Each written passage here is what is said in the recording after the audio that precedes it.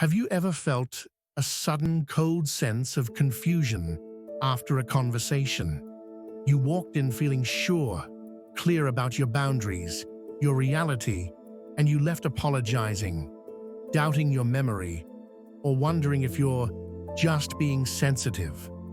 It's a subtle disorientation, but it's often the sign of a quiet, unseen battle, emotional manipulation. This isn't about physical confrontation. It's about a war fought with guilt, shame, and doubt, right inside your own mind. It leaves you exhausted, questioning your instincts, and feeling perpetually off balance. In this deep dive, we're going to illuminate the tactics that leave you feeling vulnerable, and will arm you with a psychological shield, the principles of clarity and detachment to make you unshakable. I promise, the strategies we cover will fundamentally change how you engage with people. So stay with us until the very end, because the ability to protect your peace is the most valuable lesson of all. And if you find value in this video, please consider subscribing. It's the single best way to ensure you don't miss any of our future lessons on self-mastery and unshakable living. The core pain of being manipulated is not the lie itself, but the feeling of self-betrayal. We feel weak because we allowed our internal compass, our intuition, to be overridden. Think of your awareness as a delicate instrument. The manipulator's goal is to throw sand in the gears of that instrument. They don't need to change your mind, they just need to change your perception of reality. They want you to believe that your feelings are wrong, that your memory is flawed, and that your need for truth is an attack. This is the silent agreement you make, that their emotional comfort is more important than your mental clarity. This is the first, most crucial boundary we must rebuild. Your awareness is not a weakness, it is your greatest strength. The most common emotional weapon is guilt. The manipulator turns their fault into your responsibility. Imagine a partner who fails to fulfill a commitment, and when you bring it up, they sigh dramatically and say, "I'm under so much stress," and you're just making it worse. Suddenly, you are not seeking accountability, you are inflicting pain. They use their vulnerability as armor. They leverage your empathy against you. You end up apologizing for having standards, for needing the truth, or for merely stating a fact. The antidote to the guilt trap is detached compassion. You can acknowledge their pain. I hear that you're stressed, while still holding the boundary, and the commitment still needs to be addressed. Your compassion for them should never lead to self-betrayal. You are responsible to them, but not for their emotions. The second, equally corrosive tactic is shame, often packaged as the question, "Why are you being so sensitive?" This is designed to make you feel alienated from your own true reaction. When they dismiss your anger, sadness, or suspicion as overreacting, they are essentially saying your emotional experience is invalid. This tactic works because we all fear being perceived as irrational. We internalize the slur and begin to police our own reactions. Maybe I should calm down. Maybe I am too much. This is exactly what they want. They want you to become your own worst critic, destroying your own defense system. The only response to the shame tactic is to validate your own reality. You don't need their permission to feel what you feel. Your feelings are data.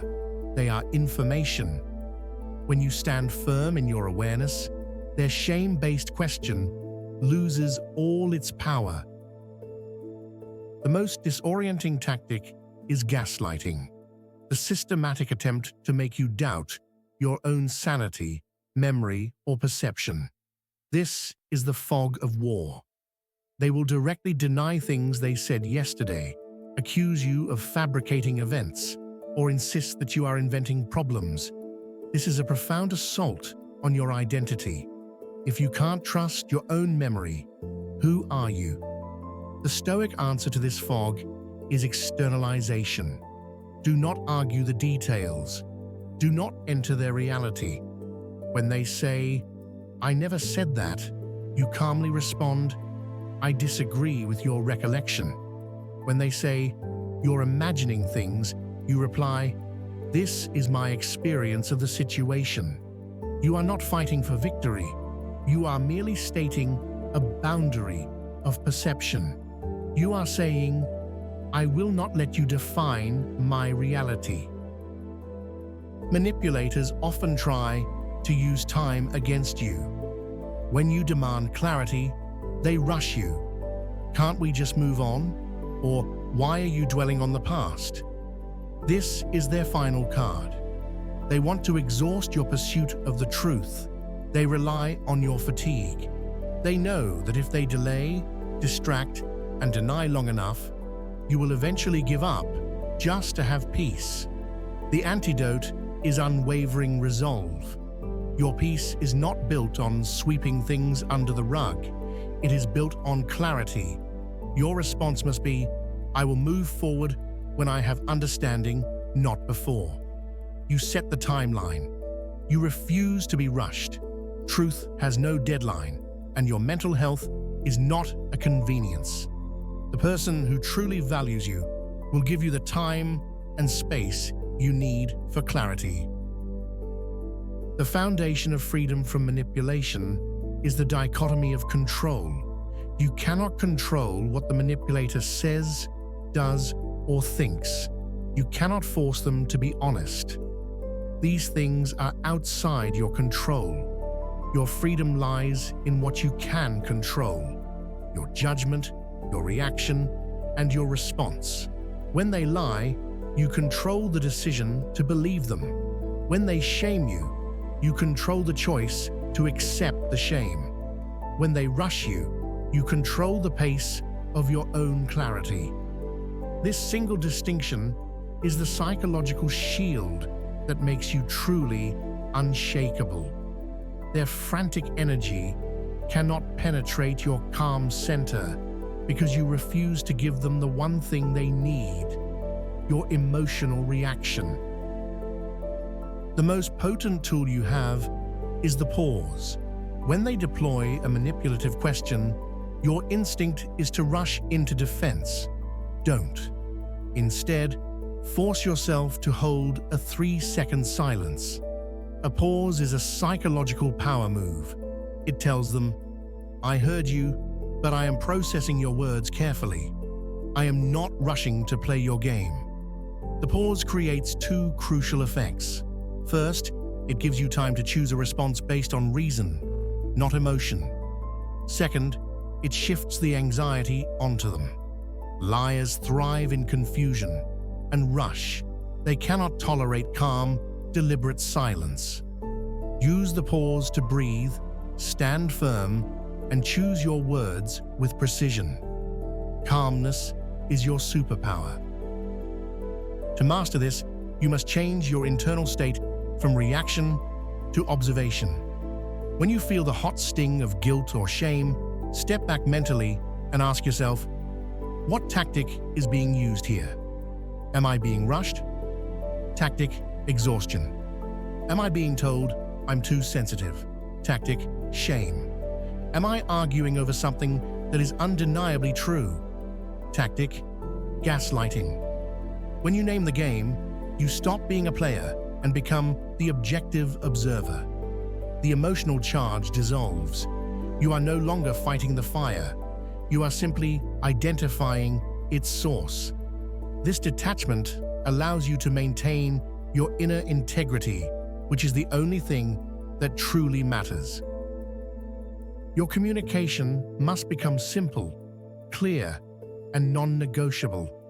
Instead of arguing, "I need to talk about this later when we are both calm." Instead of defending, My feelings are valid, regardless of whether you understand them. Instead of debating reality, I remember the events differently, and I trust my memory. Notice the language. It contains no apology, no defense, and no room for debate. It is simply a statement of your internal reality. This is your verbal armor. It doesn't invite conflict, but it makes you impermeable to manipulation. You speak from a place of fact, not feeling, protecting your truth. Ultimately, freedom from manipulation is the freedom of non-participation. You do not have to accept every invitation to argue, defend, or debate your own sanity. Sometimes the most powerful response is to simply disengage with dignity. If the person refuses to acknowledge your reality, if they continually try to bait you back into the emotional whirlwind, you are within your rights to say, calmly and without anger, I am choosing to end this conversation until we can discuss this with mutual respect. This is the ultimate act of self-mastery. It communicates that your peace is sacred and you will guard it fiercely. By walking away from the game, you win. You now have the tools. You know the tactics: guilt, shame, gaslighting, and rushing. And you know the shield: clarity, detachment, and resolve. Your journey begins now, with the commitment to honor your own awareness. You are not weak for being aware of deception. You are not cruel for having boundaries. You are not wrong for seeking truth. You are awake. And in a world filled with shadows and confusion, the awake are the ones who cannot be controlled. Choose clarity. Choose reason. Choose peace. Walk forward as a warrior, calm, observant, and truly unshakable. If this message has empowered you, please like this video, share it with someone who needs this message, and most importantly, subscribe to our channel so you never miss a lesson on mastering your life and mind. Thank you for staying with us until the end.